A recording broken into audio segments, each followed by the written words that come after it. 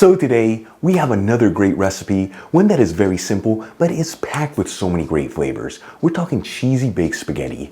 Now this is the kind of dish that everyone's gonna love, and let me tell you, you can easily veganize it by substituting the cheese with either nutritional yeast or even vegan cheese, folks. Either way you dice it, this recipe is so easy to make. It comes together in about 40 minutes, and it's the perfect dish for any occasion, truly what great food is all about. Let's begin by filling a stock pot with some cold water. You wanna go to a little over the halfway point.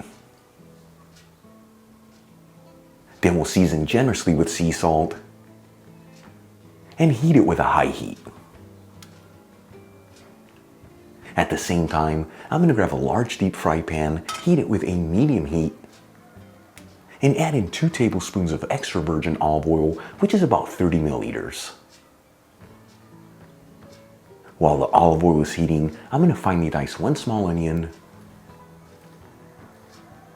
and roughly chop 6 cloves of garlic. After heating the olive oil for a couple minutes, I'm going to add in the diced onion and the chopped garlic. And we'll mix the ingredients around, that way they're all coated in that olive oil, and as you know, I always like to mix this continuously, that way everything evenly sautés. After about 3 minutes, and the onion is nice and translucent, and the garlic lightly sauteed, I'm going to add in half a teaspoon of sweet smoked Spanish paprika, which is 1.15 grams.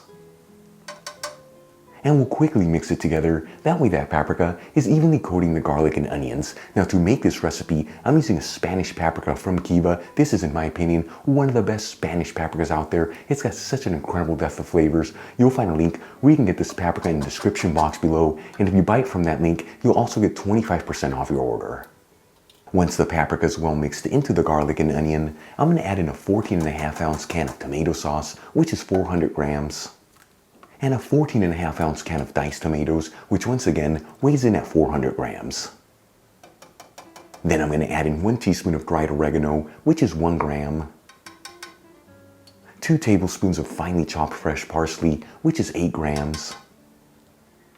And we'll season with sea salt, a generous portion of freshly cracked black pepper, and a pinch of granulated sugar to cut the acid from the tomatoes.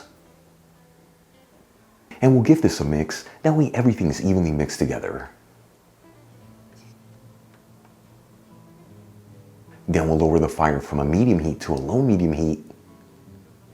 And we're going to simmer this on a low medium heat, that way all the flavors can develop. Alright, let's move back to the stock pot. As you can see, the water has came to a boil, so it's time to add in the pasta. Once again, for this recipe, I'm going to be using spaghetti, but you can use whatever pasta noodles you like. The most important thing, make sure to check the package instructions to see how long it takes to cook it al dente, that way you end up with perfectly cooked pasta. I'm going to grab 450 grams of the spaghetti, which is about 16 ounces. And add it into the boiling water. And as you can see, the spaghetti doesn't perfectly fit in the stock pot, and that's okay. As it starts cooking and softening up, just mix it around, that way all the spaghetti noodles are covered in that hot water. You know, like I always tell you, if you have to break spaghetti, what is the point in using it?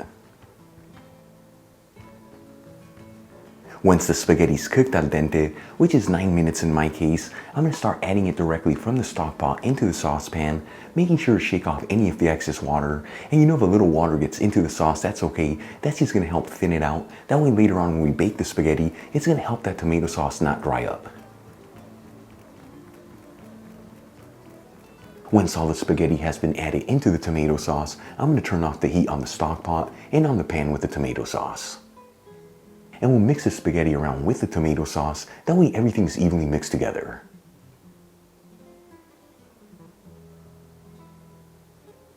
For the next step, I'm going to drizzle in a tablespoon of extra virgin olive oil into a casserole dish, which is 15 milliliters, and then brush it all around. The size of the casserole dish I'm using is 12 inches by 8 inches, which is 30 centimeters by 22 centimeters. Then I'm going to add in half of the spaghetti into the casserole dish, making sure it's evenly spread out. Thinly slice 1 ball fresh mozzarella. Add the slices of mozzarella over the spaghetti, making sure they're evenly spread out. And then we'll add in the remainder of the spaghetti into the casserole dish, once again, making sure it's evenly spread out. Now the secret to this recipe is that layer of cheese that we add in the middle of the casserole. Once you bake it and you start eating that spaghetti, it's going to give you an extra layer of cheesy goodness.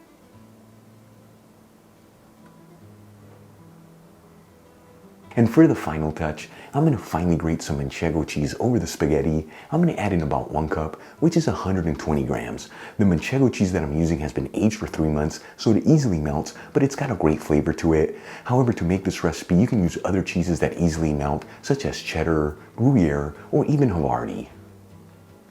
And we'll add in the casserole dish into a preheated oven, bake and broil option. That's the bottom and top heat, 210 degrees Celsius, which is 410 degrees Fahrenheit. If your oven can't do both functions at the same time, no big deal, just bake your spaghetti until the cheese is fully melted.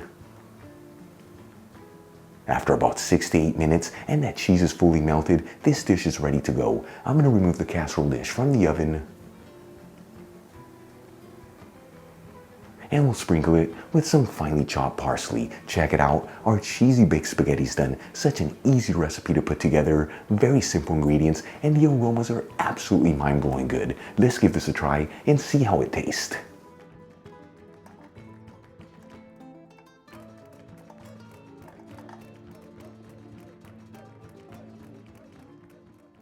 You know, this dish is like a fusion where Italy meets Spain for an incredible dish. Check out the size of this bite, how big.